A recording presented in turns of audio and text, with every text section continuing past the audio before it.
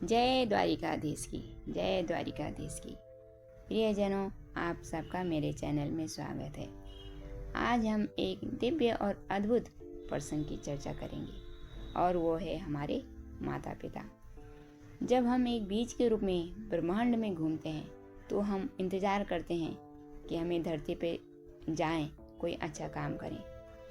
तो जैसा हमारा कर्म होगा उसी रूप से हमें शरीर की प्राप्ति होती है। उसमें हम पशु पक्षी बन सकते हैं, हाथी, घोड़ा, कुत्ता, सुअर, कुछ भी बन सकते हैं। 84 लाख योनियाँ हैं इस संसार में। तो जैसे हमने कर्म करे होंगे उसी रूप से हमें शरीर प्राप्त होता है। अगर हमने अच्छे कर्म किए हों तो हमें मनुष्य का शरीर प्राप्त होता है। तो जब हमें शरीर प्राप्त होता है मनुष्य का, तो वो माध्यम कौन है? हमारे माता पिता। तो इस तरह से हम अपने माता पिता के बहुत बड़े कर्जदार हैं। हम उनका ये ऋण चुका नहीं सकते, क्योंकि उन्हीं के माध्यम से तो हमें शरीर प्राप्त है मनुष्य का। तो इस शरीर से हमें अच्छे कर्म करने चाहिए। भगवान की प्राप्ति के लिए अच्छे अच्छे कर्म करने चाहिए, भगवान को खुश करने के लिए, ताकि हमें अगर भगवान फिर दोबारा मनुष्य शरीर ही प्राप्त हो, ना कि हमें फिर 84 लाख योनियों में फिर भटकना पड़े, क्योंकि उन योनियों में बहुत बड़ा कष्ट है। इसमें तो हम खा पी सकते हैं, मतलब हर सुख दुख का अनुभव कर सकते हैं। इसलिए मनुष्य शरीर से बढ़कर कोई शरीर नहीं है। तो इस प्रकार से हम अपने माता पिता के बहुत बड़े कर्जदार हैं। कहते हैं ना, माता पिता से बढ़कर कोई मित्र नहीं और माता पिता से बढ़कर कोई हमारा हितैषी भी नहीं। इस जगत में माता वो दौलत है, माँ पिता वो दौलत है जिसकी हम कदर नहीं करते। बहुत बड़ी बात कह रही हूँ, कदर नहीं करते। माता पिता एक ऐसी छत्र छाया है जिसके नीचे हम अपने आप को सुरक्षित महसूस करते हैं। समय रहते उनकी कदर कीजिए, उस समय को अनुभव कीजिए। अब वो उस समय को अनुभव कीजिए जब वो धराधाम पे नहीं होंगे, तब पछताने से क्या फ़ायदा। हमारा फर्ज है कि हम उन्हें भगवान की तरह पूजें। अगर भगवान की तरह भी ना पूज सकें तो कम से कम उनका दिल ना दुखाएं, कोई ऐसा कर्म ना करें जिनसे उन्हें अपमानित महसूस हो। वो अपने आप को कोसें कि हमारे बच्चे ऐसे हैं। इसलिए हमारा फर्ज है कि हम एक अपने स्वभाव से उनको हमेशा प्रसन्न रखें। जिन्होंने अपने माता पिता को भगवान की तरह पूजा है तो भगवान भी उन लोगों पर अपनी कृपा दृष्टि रखते ही हैं। रामचरितमानस में भी एक प्रसिद्ध चौपाई है। वो चौपाई इस प्रकार से है, सुनिए। प्रातः काल उठ के रघुनाथा, माता पिता गुरु नामई माता। वो तो भगवान थे, फिर भी उन्होंने हमें शिक्षा देने के लिए अपने माता पिता की सेवा करी कि तुम भी ऐसे करो जब मैं कर सकता हूँ, क्योंकि मैं नारायण का अंश हूँ, नारायण का अवतार हूँ। तो फिर मैं कर सकता हूँ, तो आप लोग क्यों नहीं? क्योंकि माता पिता से बढ़कर इस संसार में कुछ भी नहीं।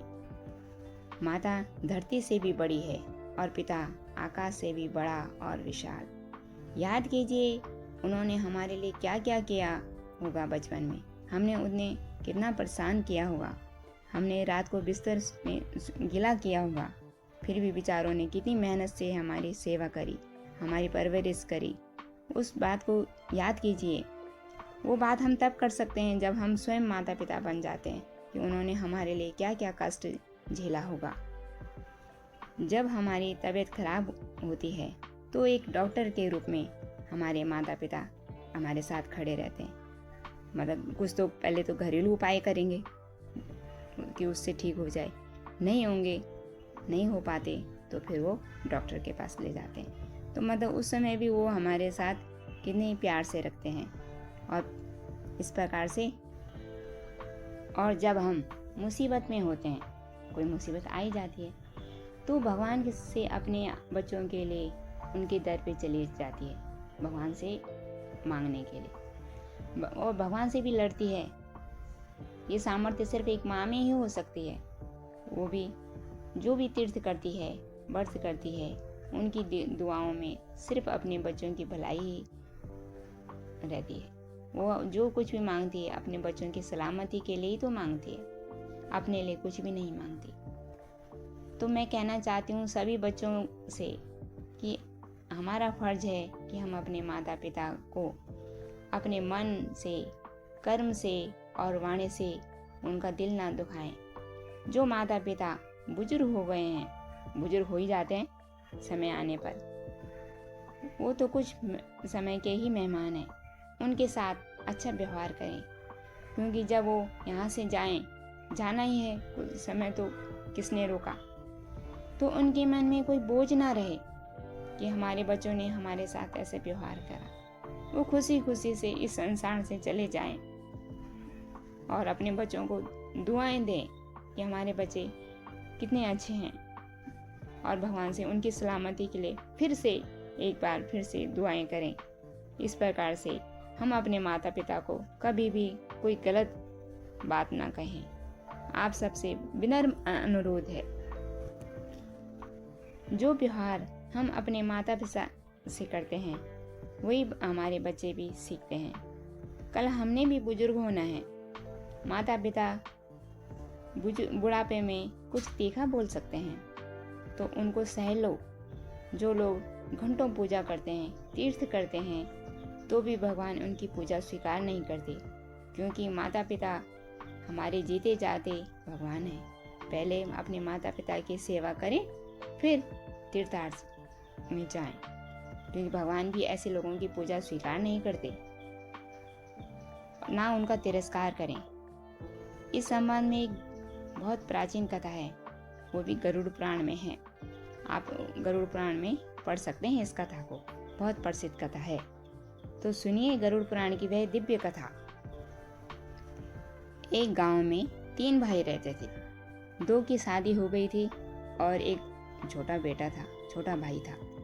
वो बनारस पढ़ने के लिए जा रखा था और कुछ सालों तो वो वहीं रहा, बनारस में वहीं पढ़ता रहा।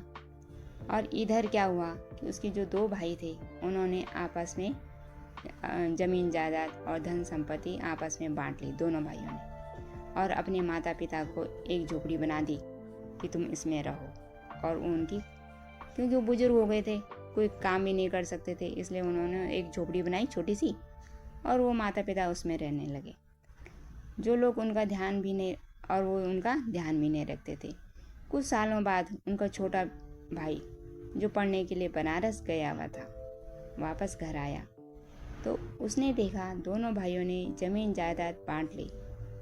तो उसने पूछा, मेरे हिस्से में क्या आया है, मेरे लिए तुमने कितनी जमीन छोड़ी है? तब उन्होंने कहा, जमीन तो हमने आपस में बांट ली, और तुम्हारे हिस्से में ये माता पिता हैं, इनको ले जाओ। तो वो बहुत प्रसन्न हुआ अपने माता पिता को देख के, क्योंकि उसने अपने माता पिता, क्यों प्रसन्न हुआ वो बताओ तो?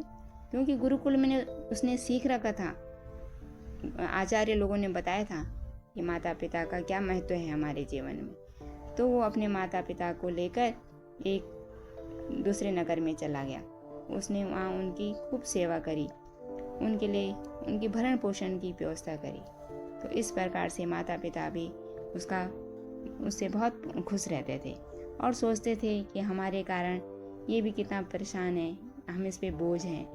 तो वो भगवान से मांगते थे, हे प्रभु इसको इतना धन दे दो, हे प्रभु इसको इतना धन दे दो कि आराम से इसका जीवन कट सके, क्योंकि हमारे पास तो इतना धन भी नहीं जो हम इस पुत्र को दे सकें।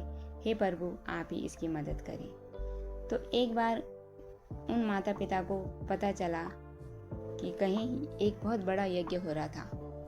तो उन्होंने अपने पुत्र को बुलाया, पुत्र उस नगर में जाओ और वहाँ एक बहुत बड़ा यज्ञ हो रहा है, लेकिन वहाँ के ब्राह्मण पूर्णाहुति का मंत्र भूल गए हैं, क्योंकि यज्ञ पूरा होना था, तो उसका जो मंत्र है वो भूल गए थे, और तुम वहाँ जाओ और तुम उनका यज्ञ संपन्न करा दो। तो ये बात क्या पता भगवान ने उनको प्रेरणा दी होगी। तो इस तरह से वो बच्चा वहाँ चला गया, और उन बच्चे जो ब्राह्मण थे बेचारे वहाँ, उनको याद ही नहीं आ रहा था वाला मंत्र जिससे उन्होंने यज्ञ पूरा करना था। तो उस बच्चे ने वो मंत्र वहाँ पढ़ा, और वो ब्राह्मण बड़े प्रसन्न हुए। इस तरह से उनका यज्ञ भी पूरा हुआ। तब उन सब ब्राह्मणों ने बहुत सारा धन दिया, आशीर्वाद दिया उस बच्चे को कि तुम पे अपार धन संपत्ति होगी। तो इस तरह से वो खूब सारा धन लेके अपने माता पिता के पास आया और उस धन से उसने एक रोजगार करना प्रारंभ करा। इस तरह से उसके पास काफ़ी धन हो गया, इकट्ठा हो गया और उसका जीवन खुशी खुशी चलने लगा। तो कहने का मतलब ये है कि माता पिता की सेवा से सब कुछ प्राप्त हो सकता है। इसलिए कहते हैं ना, माता पिता से बढ़कर धरती पर कुछ भी नहीं। और इसी प्रकार से एक महाराष्ट्र में एक भक्त हुए हैं, पुंडरीक नामक। ये दूसरी कथा सुना रही हूँ। महाराष्ट्र में एक पुंडरीक नामक एक भक्त था जो अपने माता पिता की खूब सेवा करता था। और उस सेवा के परिणाम स्वरूप क्या हुआ, एक बार वो सेवा कर रहा था अपने माता पिता की, तभी पीछे से आवाज आई कि पुत्र पुत्र पुत्र मेरे दर्शन कर लो। तब पुंडरीक ने पीछे मुड़कर देखा कि कौन है। तब उन्होंने कहा, मैं भगवान हूँ, मैं नारायण हूँ, तुम मेरी दर्शन कर लो, क्योंकि मैं तेरी सेवा से प्रसन्न हूँ। क्योंकि तुम माता पिता की सेवा कर रहे थे, तेरी सेवा से मैं अति प्रसन्न हूँ। तब उस पुंडरीक ने भगवान से क्या कहा, आप इंतजार कर लें, मैं माता पिता की सेवा कर रहा हूँ, और एक ईंट पीछे की तरफ फेंक दी, इस पर खड़े हो जाओ। और भगवान जो नारायण थे वो उस ईंट के ऊपर खड़े हो गए और देखते रहे उस दृश्य को कि वो भगवान माता पिता की कैसे सेवा कर रहे हैं। जब माता पिता की पूरी सेवा हो गई, काफ़ी देर लग गई सेवा करते करते, तो भगवान उस ईंट में खड़े रहे और खड़े रहे तो उनके कमर में दर्द हो गया। तो उन नारायण ने क्या करा, अपने दोनों हाथ कमर में रखे। तो दृश्य बड़ा सुंदर लग रहा था। जब उसकी सेवा पूरी हो गई तब उसने पीछे मुड़कर देखा तो भगवान के चरणों में लेटा और भगवान ने उनको गले से लगा लिया। तब उसने कहा, पुंडरीक, तब भगवान ने कहा, पुंडरीक, मैं तेरी मातृ भक्ति से बहुत प्रसन्न हूँ, कोई वर मांग। मतलब देखो जरा माता पिता की क्या महिमा है। तो उस पुंडरीक ने कहा कि प्रभु, अगर आप मुझसे प्रसन्न हैं तो जो ये छवि है ना आपकी, जो ये कमर में हाथ रखने वाली है, इसी छवि में अन्य भक्तों को भी आप दर्शन दें और यहीं अपने आप को स्थापित कर दें। मैं इसी रूप से आपकी देखना चाहता हूँ, इसी रूप से आपको देखना चाहता हूँ। तब भगवान उससे बड़े प्रसन्न हुए और उसको अपने गले से लगाया। और जब वो उसका शरीर छूटा और उसके माता पिता का भी जब शरीर छूटा तो उन तीनों को मोक्ष की प्राप्ति हुई। और भगवान नारायण ने जो पुंडरीक को दर्शन दिए थे, वही भगवान विठल रूप से महाराष्ट्र में प्रसिद्ध हुए। तो विठल का मतलब बैठे रहो, खड़े रहो, मतलब जो ईंट दी थी उसके ऊपर खड़े रहे हो, तो उनका नाम विठल हुआ। तो ये माता पिता की भक्ति के कारण भगवान ने विठल रूप से एक अवतार लिया, तो उसी रूप से भक्तों को दर्शन दिए। महाराष्ट्र में बहुत बड़ी भक्ति है भगवान विठल की। तो देखो, मैं कहना चाहती हूँ माता पिता की क्या महिमा है। तो आपको ये चर्चा कैसी लगी, कमेंट में लिखकर ज़रूर बताइए। अगर अच्छी लगी है तो आगे भी शेयर करें। फिर मिलते हैं किसी नई जानकारी के साथ, तब तक के लिए आपका बहुत बहुत धन्यवाद।